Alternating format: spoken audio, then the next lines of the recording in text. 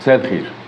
تتكلموا مع بعض، فرجتي صورك، قال لك يا بنت انت مراتي، بدأتي تبعتي له صور عريانة، اساس الغريزة جواك زاد وحسيت انك راجل، زنقت في فلوس وشطانك وزك، بدأت تبتزها على كل صورة 5000 أو 10000 جنيه علشان انت تسكت. بعتي دهبك وبعتي اللي وراكي وبدأتي تسرقي من أهلك علشان خاطر تديله فلوس، مع ان هو حيوان ما يستاهلش. تعالي بقى وانا اقولك هتاخدي حقك ازاي اللي انت ضيعتيه بايدك. بص يا ستي، بس قبل ما اكلمك في الموضوع بتاع حقك ده، انا عايز اقولك كلمتين واقولك انت كمان كلمتين.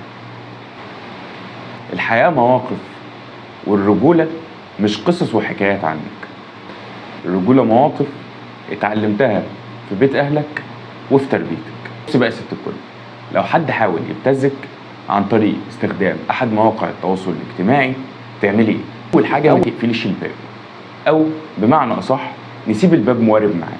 يعني مش لازم نعمل له بلوك، ممكن نبدا نكلم الشخص ده بس ما نقولوش انا هعمل ايه. تتوجهي الى قسم تكنولوجيا المعلومات والتوثيق، وده اللي موجود في اغلب مديريات الامن. وبالنسبه لمحافظات وجه بحري، موجود في مديريه امن اسكندريه اللي بتخدم محافظه اسكندريه ومحافظه مطروح.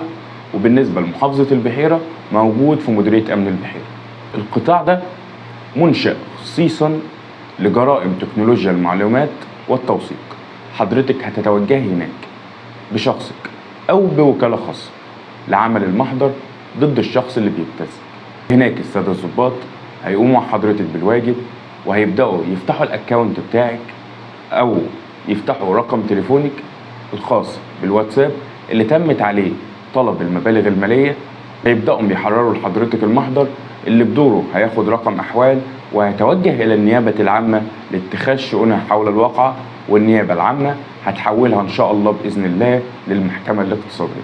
طبعا في الحاجات دي لازم يكون مع حضرتك المحامي، لأن هو أدرى بالإجراءات وبالقانون. وقبل ما نعمل ده كله، اوعي تصدقي حد.